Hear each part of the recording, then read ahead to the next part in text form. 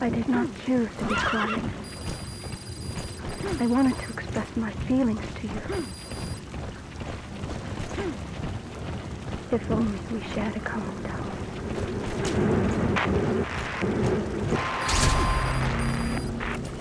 Vengeance was what drove me to them. The only language left to me, revenge. But the words we shared, no, that was no language at all. That is why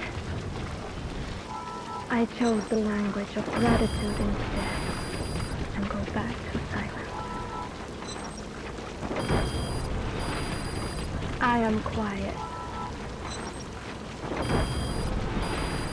I am the absence of words.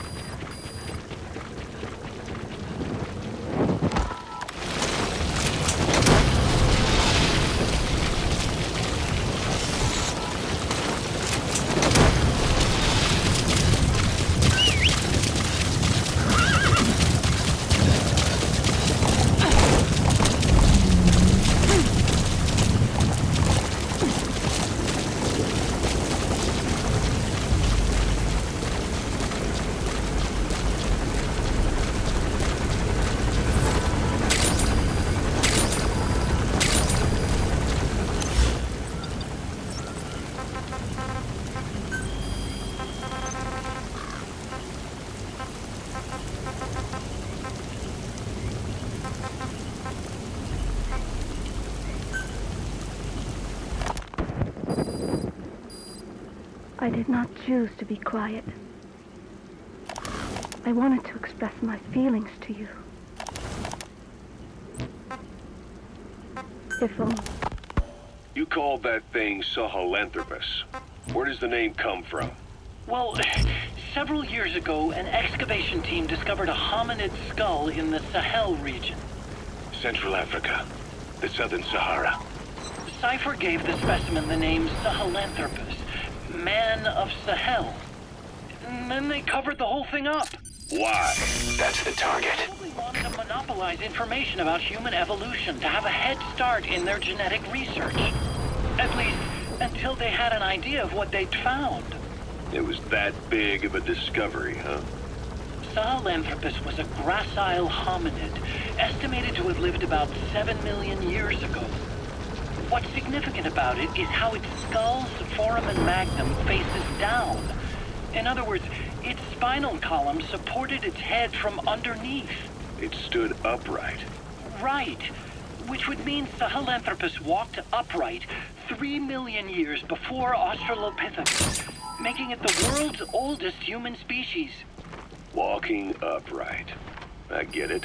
Hence the name Sahelanthropus for your machine.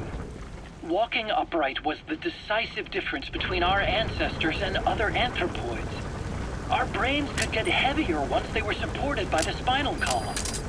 That led to the use of tools and the development of complex communication through language. Only man is capable of this. My creation will be the progenitor of all bipedal weapon platforms. And you did this for Cypher? No, not at all. Sahelanthropus is the best proof that I never betrayed you guys. What do you mean? The reconstructed Sahelanthropus skull looked exactly like the skull we used as our logo 9 years ago in the Caribbean. An army without a nation. Outside the world order.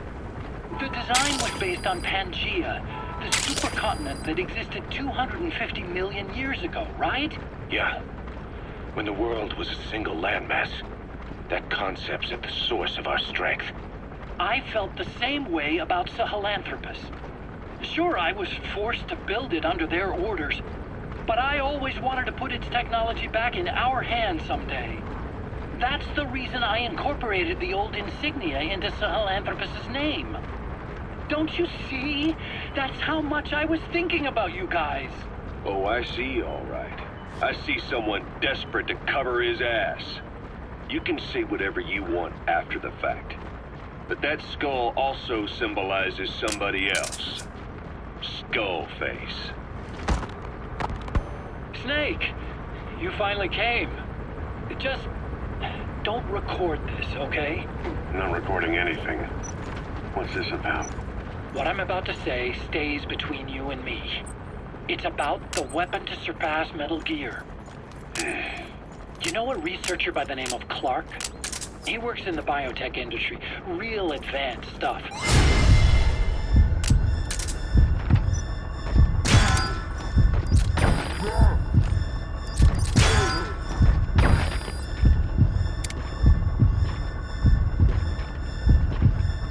Is bioengineering, but lately he's also gotten into genetic research. Never heard of him. Well then, what do you know about cloning? I think I've heard enough. Hold on, this is important. Cloning lets you create a genetic copy of an organism. You take the nucleus of one of its cells, and you swap it with the nucleus of an unfertilized egg from another member of the same species. They started out working with plants, but since then they've had success with other organisms, including mammals. It's a hot area for a lot of places right now. Corporations, universities, research groups. There's no shortage of scientists out to get famous and patent their work, with morality taking a back seat. Isn't that a little outside your field? It's got nothing to do with my research. But I thought it might be of interest to you. Cloning, and Dr. Clark, I mean. Go on. Boss, get down. This is really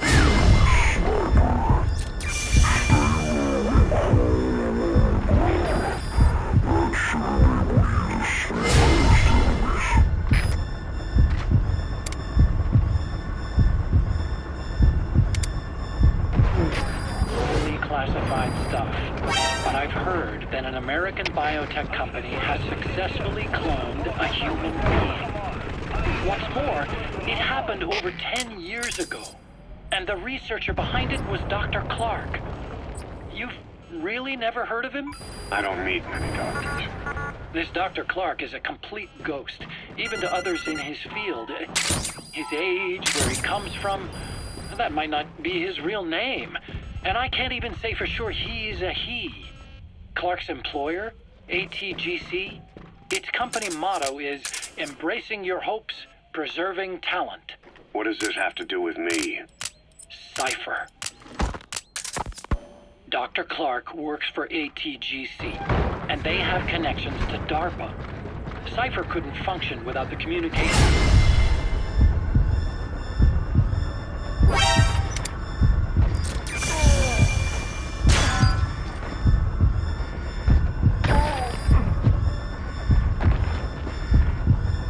Was built, meaning Cypher has to be a part of the Pentagon. Or at least, the two are joined at the hip. DARPA is...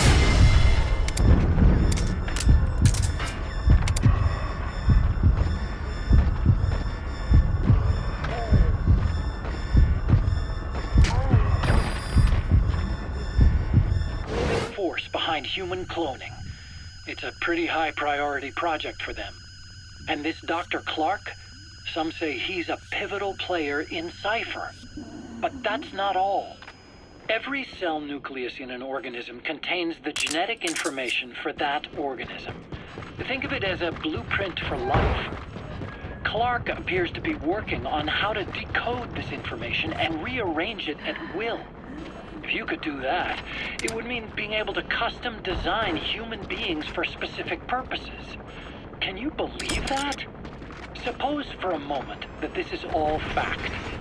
A man of your talents, if your genetic information died with you,